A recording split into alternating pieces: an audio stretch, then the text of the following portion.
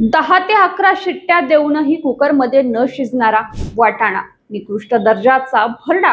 आणि हे अन्न कुणासाठी? तर अंगणवाडीत येणाऱ्या निष्पाप छोट्या लेकरांसाठी. पुणे जिल्ह्यातील आंबेगाव तालुक्यातून एका अंगणवाडी सेविकेनं हा संतापजनक प्रकार कॅमेरासमोर आणला. पण व्यवस्थेची खरी गंमत तर पुढेच आहे. खराब धान्याची तक्रार केली म्हणून कारवाई कुणावर झाली माहितीये?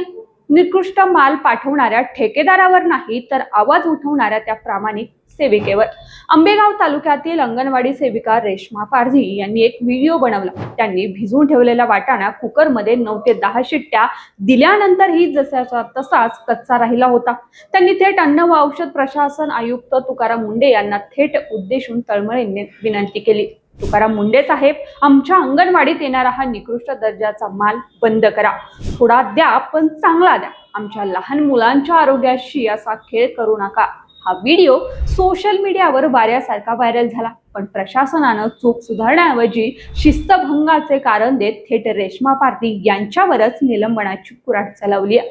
आता हा प्रश्न फक्त एका अंगणवाडीचा उरलेला नाहीये, तर संपूर्ण राज्यातील पोषण आहाराच्या व्यवस्थेचा मोठा प्रश्नचिन्ह ठरणार आहे. या कारवाईनंतर राजकीय वर्तुळातून तीव्र प्रतिक्रिया उमटल्या. आमदार रोहित पवार यांनी ट्विट करत थेट मागणी केली आहे. पहिली म्हणजे अंगणवाडी सेविकाचे निलंबन तातडीने रद्द करा. दुसरी म्हणजे निकृष्ट दर्जाचा पोषण आहार पुरवणाऱ्या ठेकेदारांची पुढील 10 दिवसात चौकशी करा. दुसरीकडे खासदार डॉक्टर अमोल कोल्हे यांनी प्रशासनावर सरकून टीका करत थेट आव्हान दिले. त्यांनी ही निलंबनाची कारवाई केली आहे, त्या अधिकाऱ्यांनी हा हरभरा आणि वाटाणा स्वतः खाऊन दाखवावा. 10 शिट्ट्या देऊनही जर वाटाणा शिजत नसेल, तर त्याला पोषण आहार म्हणताना लाज वाटली पाहिजे. कोल्हे यांनी प्रशासनाला सुनावलंय की हा चोर सोडून संन्यासाला फाशी देण्याचा प्रकार आहे. एका महिलेनं लेकरांच्या काळजीपोटी आवाज उठवला, तर तिच्याकडे शिस्तीचा बगडा उगारण्याऐवजी मानवतेच्या दृष्टिकोनातून हा पाहिला जात नाही.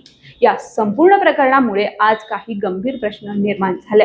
पहिलं म्हणजे गुणवत्ता तपासणी शून्य. लहान मुलांच्या तोंडात जाणारा हा निकृष्ट दर्जाचा कसा पोहोचतो? दुसरं म्हणजे ठेकेदारांवर मेहरबानी आहे का? पुरवठादारांवर कारवाई का नाही? आणि तिसरं म्हणजे सत्य दाबण्याचा प्रयत्न. चुकीच्या गोष्टींविरोधात आवाज उठवणाऱ्या सरकारी कर्मचाऱ्यांनी फक्त गप्पच बसायचं का?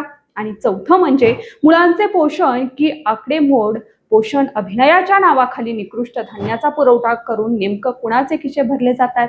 अंगणवाडीतील चिमुकल्यांना सकल आहार मिळणं हा त्यांचा हक्क आहे. रेश्मा पारधी त्यांनी केवळ एका सरकारी कर्मचाऱ्याप्रमाणे नाही, तर एका आईच्या मायेनं आणि जागरूकतेनं हा प्रश्न मांडला.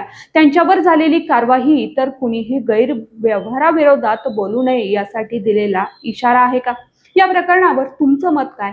आवाज उठवणाऱ्या सेविकेवर कारवाई योग्य की निकृष्ट माल देणाऱ्या ठेकेदारांवर कडक कारवाई व्हायला हवी? कमेंट बॉक्समध्ये नक्की सांगा. अशाच महत्त्वाच्या सामाजिक मुद्द्यांच्या विश्लेषणासाठी व्हिडिओला लाईक करा, शेअर करा आणि चॅनलला सबस्क्राईब करायला विसरू नका. धन्यवाद.